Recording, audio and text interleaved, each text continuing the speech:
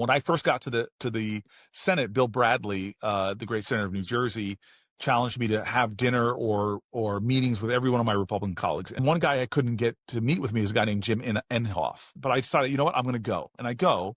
And the first thing I noticed in his office was a challenge to my implicit biases.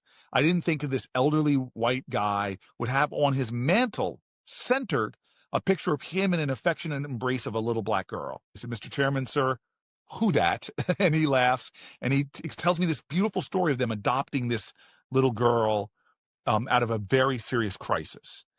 And it shook me a little bit, like I didn't expect that. Months later, an education bill is going through the Senate, and they were not allowing any amendments, but I had an amendment that I knew could help homeless and foster kids, the kids that have the worst educational outcomes. But Lamar Alexander was blocking the bill. Then I see Inhofe walk in to the well of the Senate, and I remember this moment that I would never have had if I didn't walk into that office and find that one thread of connection. And he basically said, "I'm going to sponsor your amendment." And then when I had this guy, this conservative, I went to Chuck Grassley, and he said, "Inhofe, I'll go on."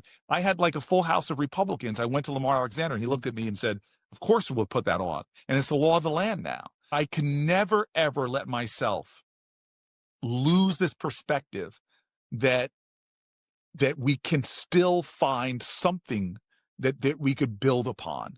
I believe strongly we should stand our ground and fight, but standing your ground doesn't mean that you still can't do the more difficult work of finding common ground and doing something that benefits this country